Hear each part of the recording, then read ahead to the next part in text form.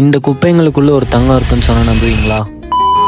Welcome to day 16 of நான் கப்பி form உருவாக்க போகிறேன். ஒரு ஹாபியிஸ்ட்டுக்கு தெரியும் இந்த மாதிரி ஒரு நல்ல ஃப்ரிட்ஜ் பாக்ஸ் கிடைக்கிறது எவ்வளோ கஷ்டம்னு. அதனால தான் நான் அதை தங்கம்னு சொல்லியிருந்தேன். ஏன்னா இந்த ஃப்ரிட்ஜ் பாக்ஸில் பெருசாக நிறைய ஓட்டைகளே இல்லை. அப்புறம் எப்படி இதை விட்டுட்டு வரத்தோணும், அதான் தூக்கிட்டு வந்துட்டேன் தங்கத்தை. அப்புறம் அப்படியே அவங்கள வண்டியிலேருந்து பூ போல இறக்கி தண்ணி ஊற்றி ஃபர்ஸ்ட் சும்மா கழுவிட்டேன். அப்புறம் அப்படியே மஞ்சள் வச்சு வரக்குன்னு தேய்ச்சி எல்லாம் அழுக்கி எடுத்தாச்சு. எடுத்ததுக்கப்புறம் கொஞ்சம் நல்லா நீட் ஆயிடுச்சு. சரின்னு சொல்லிட்டு லைட்டாக ஒரு வாஷ் மட்டும் பண்ணி அலசி விட்டுட்டு எம்சியில் வச்சிருந்தேன் ஏற்கனவே. அதுவும் கொஞ்சம் வாங்கிட்டு வந்திருந்தேன் எக்ஸ்ட்ரா பத்தாதுன்னு சொல்லிட்டு அந்த எம்சிலையும் எடுத்து ரெண்டையும் மிக்ஸ் பண்ணி, அதாவது இந்த ரெண்டு கலர் இருக்குல்ல, இந்த ரெண்டையுமே மிக்ஸ் பண்ணணும். மிக்ஸ் பண்ணதுக்கப்புறம் அந்த எம்சியில் போட்டு எங்கெங்கெல்லாம் ஓட்டர் இருக்கோ அங்கே எல்லாத்தையும் அடைச்சு விட்டு ஒரு 1 hour காய வைக்கிறதுக்காக வெயிலில் வச்சுட்டு ஒரு 1 hour 1.5 hour கழிச்சு வந்து பார்த்தேன். நல்லா காஞ்சிருந்துச்சு எம்சியில். கட்டி பார்த்தாலே தெரியும் ரொம்ப ஹார்ட் ஆயிருக்கும். கிளே மாதிரி இருந்த ஒரு விஷயம் நல்லா ஹார்ட் ஆயிருக்கும். அப்படியாச்சுன்னா ரெடி ஆயிடுச்சுன்னு அர்த்தம். ஆனாலும் இதில் வந்து இப்போதைக்கு நம்ம மீன் விட முடியாது. ஏன்னா இதில் வந்து வாட்டர் லீக் டெஸ்ட் பண்ணி பார்க்கணும். அது என்னன்னா, ஃபர்ஸ்ட் இதில் தண்ணி பிடிச்சி வச்சு தண்ணி லீக் ஆகுதான்னு சொல்லி பார்க்கணும்.